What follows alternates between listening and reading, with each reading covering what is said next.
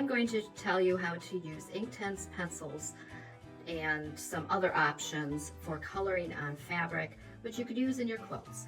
So we're going to start with the Inktense pencils, and this is what we're going to begin with. This is a perfect option. They're relatively inexpensive, but Inktense are the ones you really need because they are ink that goes into your fabric and it will stay there.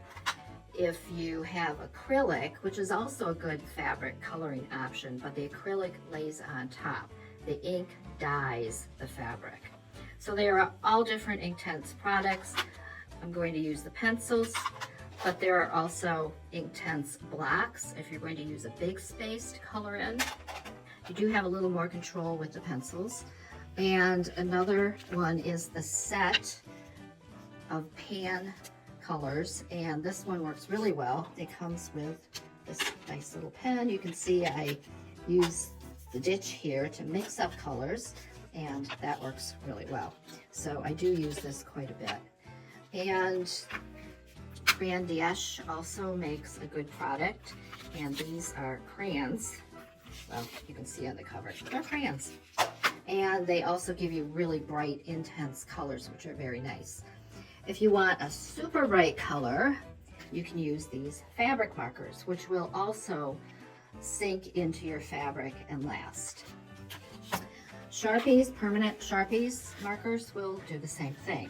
And I often use these, a black fine tip, or even an extra fine tip is best, to outline what I'm going to do, especially the lines that I'm later going to sew. You might need a pencil, so it's good to have around. Don't forget your brush. You can just use regular paint brushes if you want, but this holds water and you have to be really careful how much you let out at a time. This is an option. You don't absolutely need it. Instead of water, you can use this golden product, GAC 900, a painting medium, to set the ink in your fabric afterwards, and I am going to iron it afterwards. So today we're going to use a cartoon drawing from the book, The Absolutely True Diary of a Part-Time Indian, and I wanted to make this smaller and more condensed, so I didn't want the moose. I cut it out, taped it, voila, smaller cartoon. I don't like what looks like spruce trees in the background, and he talked about ponderosa pines, so I got a picture of a ponderosa pine off of the internet, put it in a Google drawing, and printed it out. I will trace this one's the right size. I did two just to make sure, and that will go behind these when I trace them.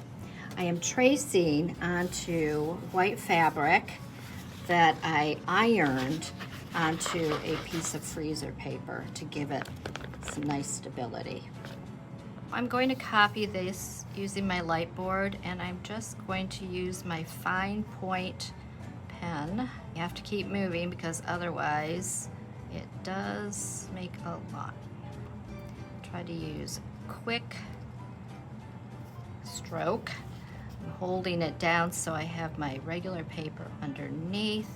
You don't have to be absolutely neat here because the lines themselves on this are not. So now I'm going to start coloring using my Inktense pencils. I'm just going to do some lines here to get started. When I add liquid to those lines, they're going to move a bit and they'll be more intense. You can always add more color, but you can't take it away. So the best thing to do is to just go light. Start out light, and you can always add more later. And anything you want to be white, you don't paint. Unless you want lines, it's better to go in a circle, but we're just going to keep it real light. You can see there's some spots where you can see the fabric through it. I'm not going to worry about that because I'm pretty sure that will fill in once I add water to it. Okay, now to add medium here. See how nice the colors come through? Move it around a bit and use what's there to fill in. You don't want to get too much because it will tend to bleed out a bit. So you want to go really light around the edges. There are areas that came out a little light, so I'm going to add a little more color, and I'm just going to pencil it in. And I'm going to color in my roof. This fabric's already damp from where I put the yellow paint. And I'm going to add a little color, extra color to the house in places. So now what I'm going to do is I'm going to let this dry, and then I'm going to color in blue for the sky. I have it all colored in, but there are some spots where I do want to add more color. I don't want to add directly using the pencil. I did that here, and you can see what the result is. What I can do is I can do this, but that's still going to be dark. So instead, I colored in over here, and then I can add to it. So this will be a little deeper color, this will be less color, and I want the less color. Because remember, you can always add to it, but it's a little hard to take away. Now we have our finished picture. I'm going to take it off of my freezer paper. That came off pretty easy.